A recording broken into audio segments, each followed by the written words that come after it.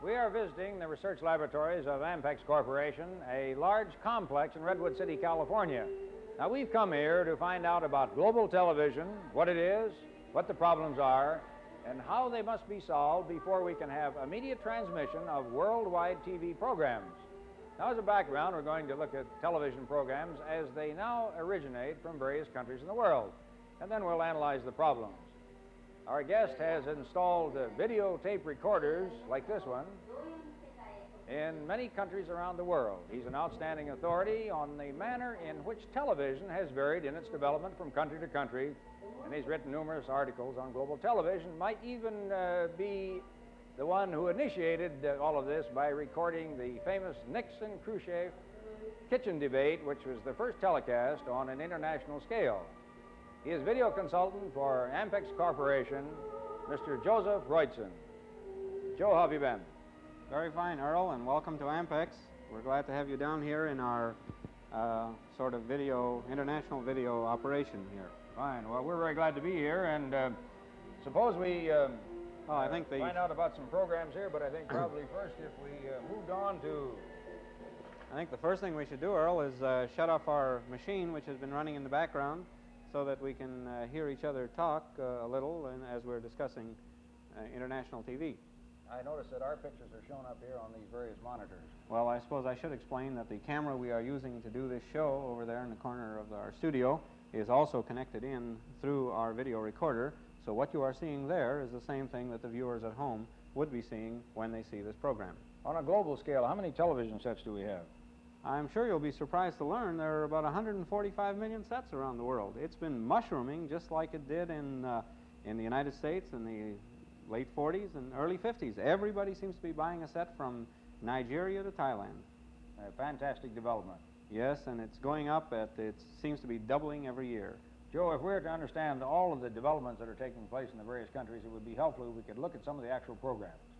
Well, we've brought a few programs here for you, Earl, so that you can have a look at them. And as a matter of fact, the first tape that we have on here, which we would like to show you, comes from not too far away, south of the border. Good. And we'll give you an idea of the type of programming they have in Latin America. Why don't we push the button and show you this piece of Mexico.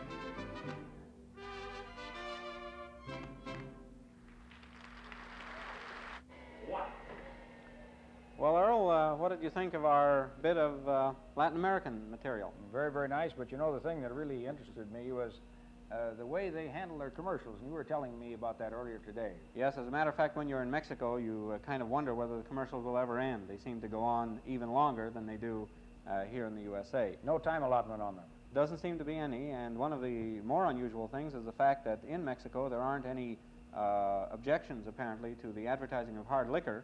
So you see some rather rousing commercials for tequila. Yes. I can well imagine. Moving on to some of the other countries, other parts of the world. Well, let's jump clear around to the other side and show you a Japanese children's show that was recorded in Tokyo at NHK Studios, and give you an idea of the type of programming the youngsters in Japan are watching. Let's start that one off.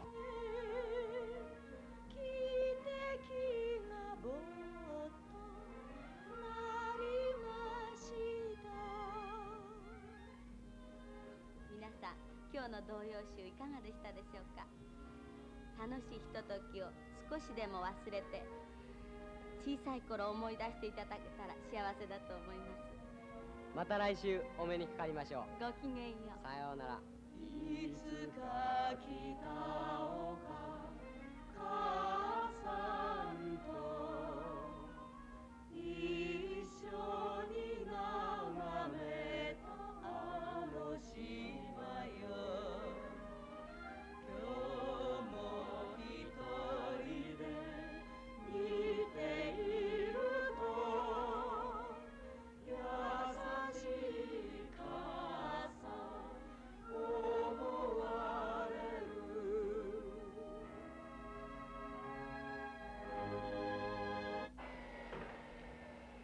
Well, Earl, that's the end of our Japanese segment. What did you think of that? Very nice. How much programming do they do in Japan for children? Well, there are about 6 channels in Tokyo as a typical example. They have lots of TV stations and they're commercial like they are in this country. And so they probably put on a couple of hours a day for children exclusively. And most of it is like you saw here, a very quiet, cultural Excellent. sort Very of good. show with nice artistic work in it and so on. How many TV sets in Japan?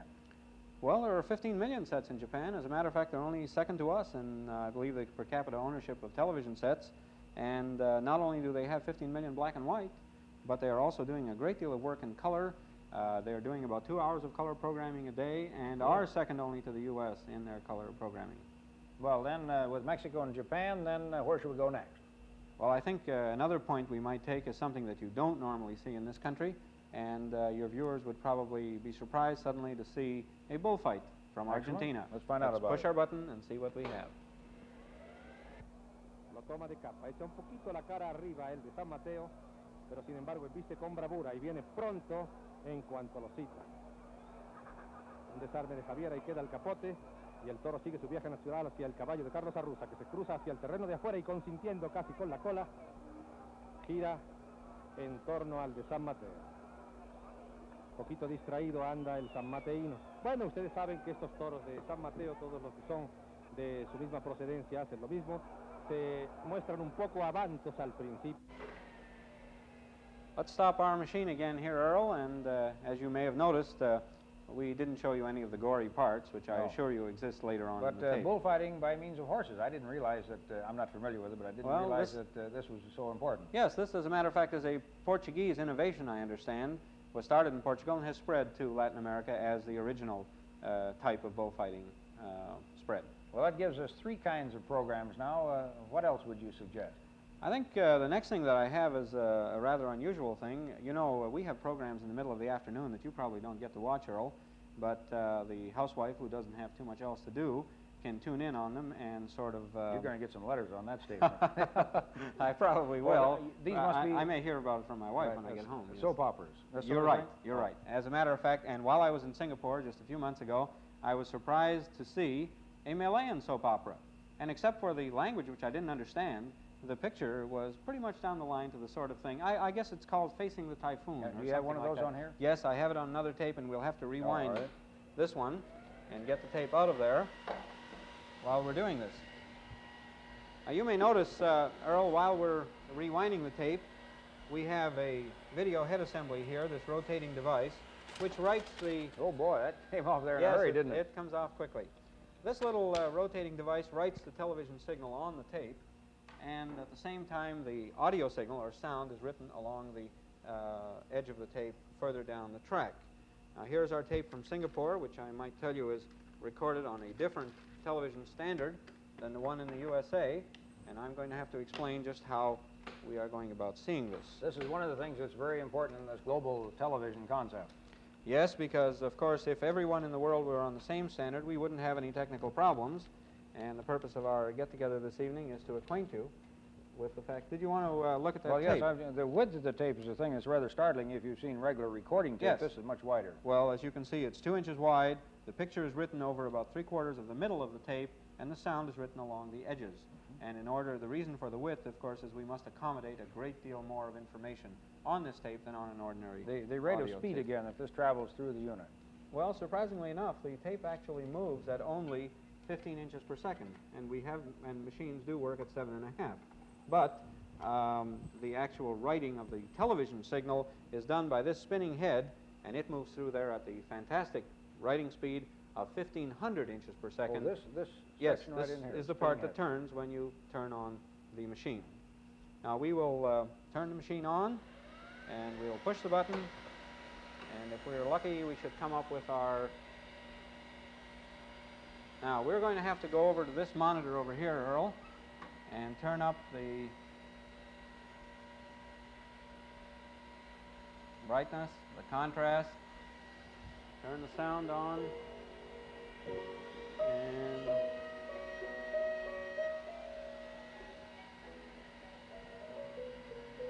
now let me get over here on this side and explain what is happening, Earl.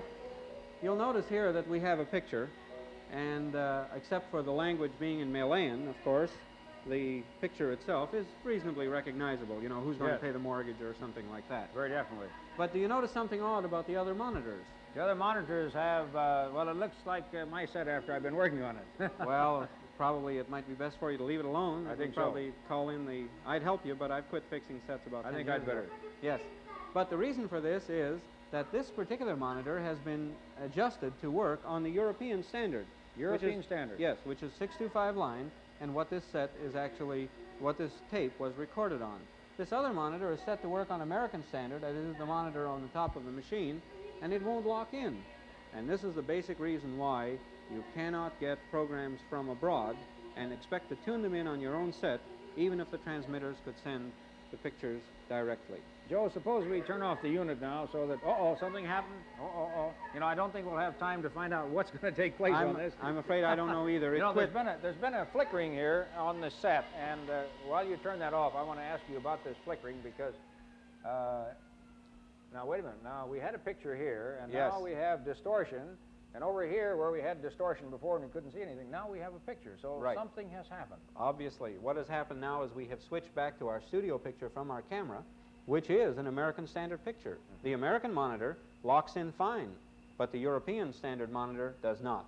Now, how do And we this take this off basically here? I mean, there's no is way to our take- problem. As long as this is in 625 lines I see here, Yes. then there will be this sort of an effect. That's right. And as long as this one is on 525, then we will have we our will kind have of a picture.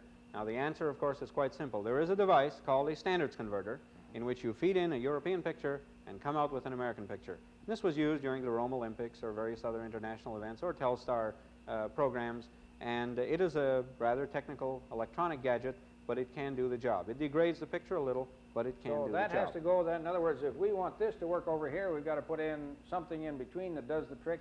We want to take this over here, something in here has to work. And that's our standards converter. Now, we have brought some... This sort of bothers me. How do we turn this down? Well, a little bit? let's shut that down so it doesn't good. give you any... There we go. Get it out of the way.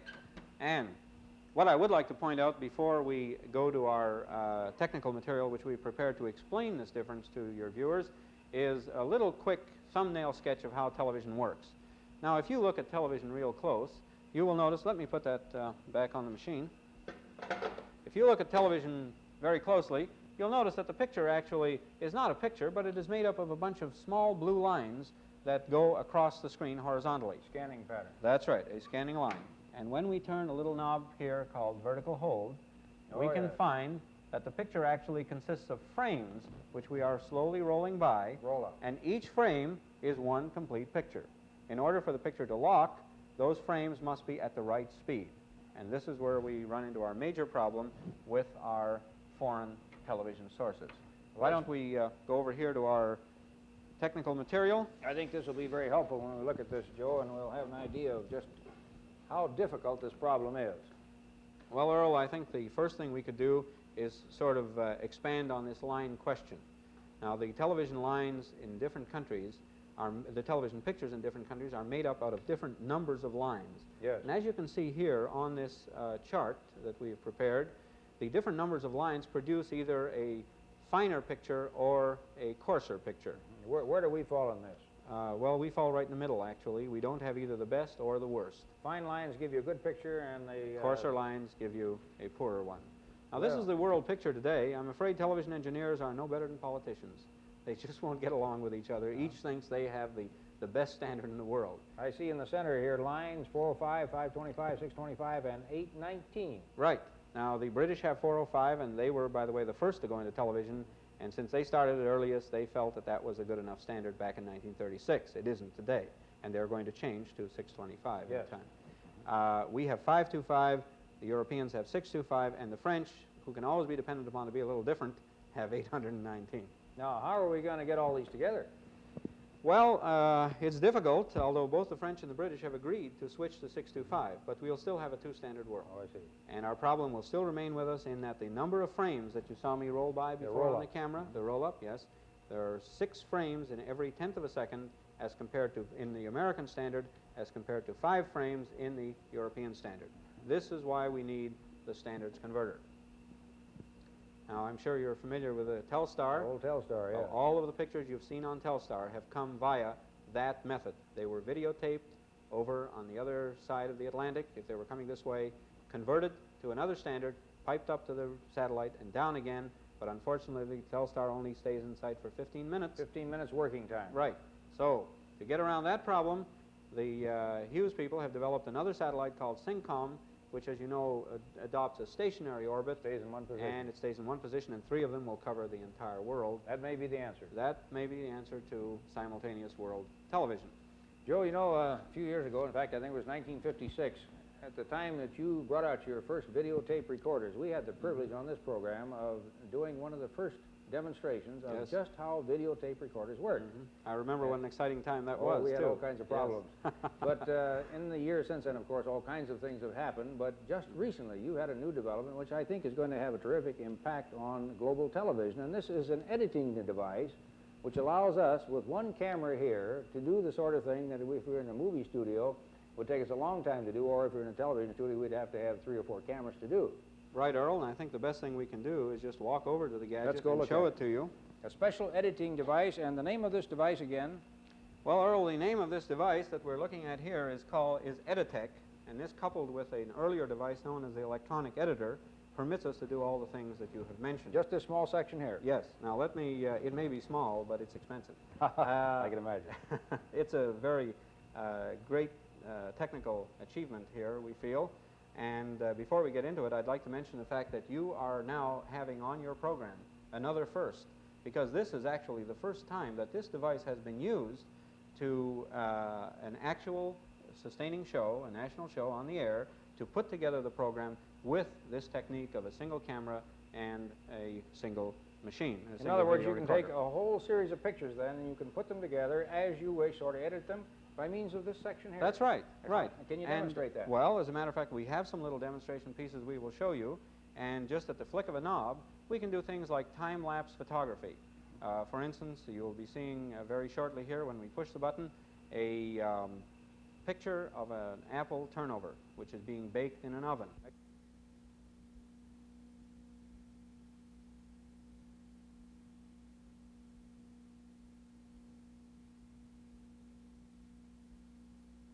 Of this technique now, you can telescope this and bring it down to a very short period of time. That's right. And in this way, we can, of course, create things on videotape which we have never been able to do before. Now, engineers have a sense of humor, you know, and ours do too, especially Norm Bouncel, the man who developed this gadget. He's the one that did all this. Yes, he's in the other room operating it right now, just to prove that it works. And he, of course, decided that the thing to do was to show how this thing goes together.